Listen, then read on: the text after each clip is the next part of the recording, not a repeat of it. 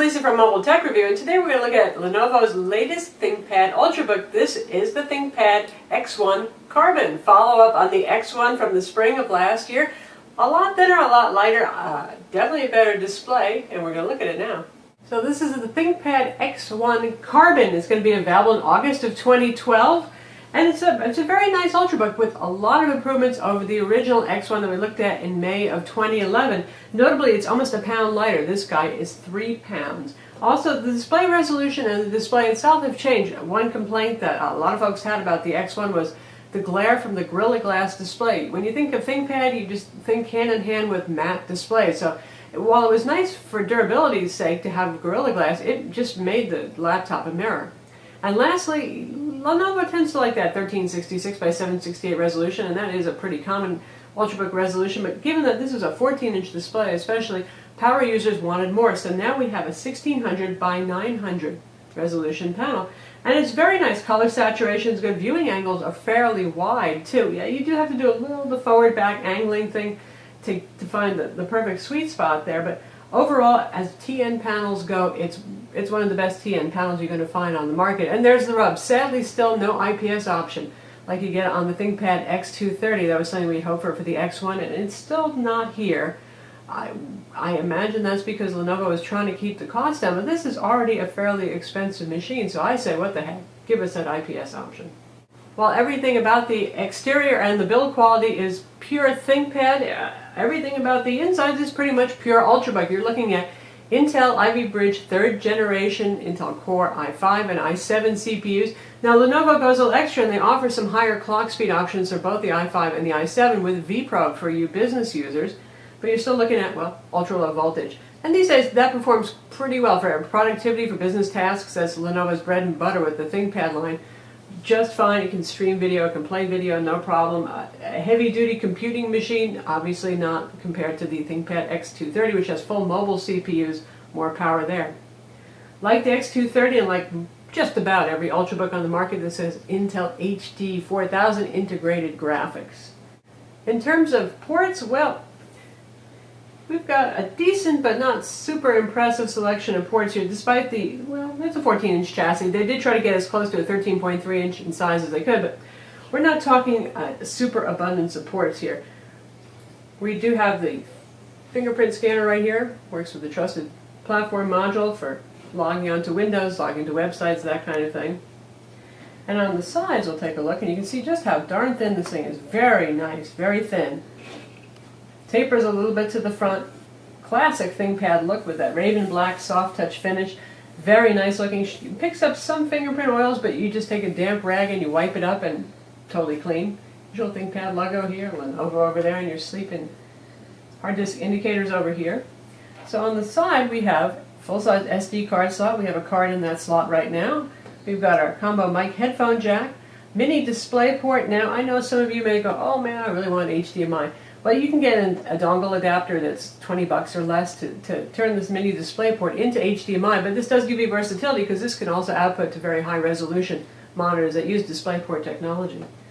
We have a USB port right here, and you'll notice Lenovo doesn't color code them, but we have one 2.0 and one 3.0 port, and neither is marked blue, so that's kind of a pain. You're going to be staring at until you memorize which is which, but this is the high-speed port right here. Security lock slot there. And this interesting little door here is for the optional 3G feature. So you can stick a full-size SIM card slot in there and use 3G. Now it is 3G, it's not 4G LTE. On this side we have a USB 2.0 sleep and charge port. This is your wireless switch right here. And this is your charging connector. Notice this is not your little round barrel connector like on just about every ThinkPad ever made. And we'll show you the new charger that you get. Standard looking charger here from Lenovo, except for look at that end here.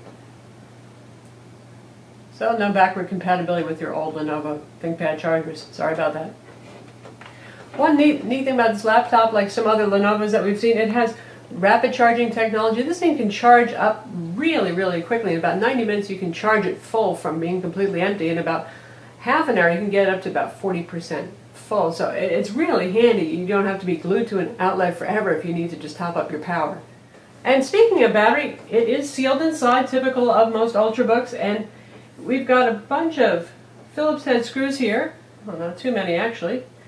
And then you can unscrew these to remove the bottom, and it is just not much fun to do that. Usually we'd love to take these things apart, but once you unscrew it, you discover that some of these screws are actually holding the battery in place too. It's a pass-through kind of screw, and some things seem to be affixed to the bottom plate. So opening this guy up, well, it's certainly more challenging than even a lot of other Ultrabooks that are not particularly designed to be opened up. With other ThinkPads, and even with the X1, the way you got into the internals was the more standard for Lenovo way. Access it through the keyboard here. You used to be able to release 2 screws on the bottom and then pull up the whole keyboard plate. But here we have a unibody design here. This is all one single plate, and the little chiclet keys are just sticking up right through the single plate. So there's no taking this plate off. While we're looking at the keyboard, this is Lenovo's revised keyboard. I like it a lot. I know some of you really miss that print screen button and the sys-rec button and stuff like that. Those are gone, but really nice tactile ThinkPad, lovely keyboard to type on. Now, the travel is still reduced here compared to Lenovo's standard size notebooks like the T420 or even the X230, but lots of tactile feel, good shape, nice sculpting to the keys, backlighting, it's 2-stage, you hit the FN button plus the space bar to turn backlighting on and then to set it to full brightness. Usual row of FN keys up here, and here's your volume controls right here, and your mute button and your microphone mute button, your ThinkVantage button, and there's the power button. And they've changed the trackpad a little bit. This is a glass trackpad. I like it quite well, works nicely, Synaptics trackpad. You still have the embedded buttons up here with the little eraser stick pointer that's traditional for ThinkPads, but here we have a buttonless trackpad design. So there's no discrete buttons that you'd be clicking on here, and I find most of the time it works pretty well. A couple of times I kind of wish for the older style trackpad myself though. You got your arrow keys right here, page up, page down. So despite the relatively small size of the machine, you've got most of the good stuff there. One FN button. Shift keys are oversized, caps lock's oversized, backspace is oversized. So yeah, it's a typist stream, like I said, a little bit shallow, but other than that, if you're getting a machine this thin, you're going to have less travel on the keyboard. And you'll notice while I'm doing this, the interesting thing about the X1 is it does the full open thing. Now, I don't know how often this will be useful for folks, but for those of you who feel like you just can't quite angle the display far enough back, let me tell you, it's clear you're going to be able to angle this one pretty far back. And now for some comparisons, we have the X1 Carbon over here, obviously, and this is the Asus ZenBook Prime UX31A Ultrabook. Comparable specs for the internals, other than the vPro processor option not being available on Asus. Just about the same size, 13.3 versus 14 inches, and you can see the height and the depth are about the same on both of these. Now the Asus has a 1920 by 1080 display, and it's IPS. Also very bright. We're talking seriously bright. In fact, you can see that it's blowing out a little bit in order to keep the Lenovo exposed properly, because even dropping the display down on the Asus, well, it's just really bright. So though we like the Lenovo display, and there's certainly a lot of improvement there in terms of resolution, I'm not even calling for full 1080p. I think a lot of people find that too small, but the IPS really does make a difference. More sharpness, really nice and easy on the eyes. They're both matte. So that's really what the Asus really brings to the table here. In terms of build quality and solidity, they're both really strong. The Lenovo has a carbon fiber roll cage, that's why it's called the X1 Carbon, instead of the usual magnesium alloy roll cage. That allows it to be lighter, but it's still incredibly rigid, very durable. You could use it to hammer in a nail, probably, to be honest. Of course, the Asus is also incredibly rigid, very solid metal. I've managed to dent doorways, bruise a rib with it, but I have yet to put a mark or a dent on it. So both pretty sturdy. In terms of software and support, that's another thing, and this isn't a smackdown, but just so you can see the difference in the displays there, even on the desktop, Asus still wins on just this one point. Now when we close them,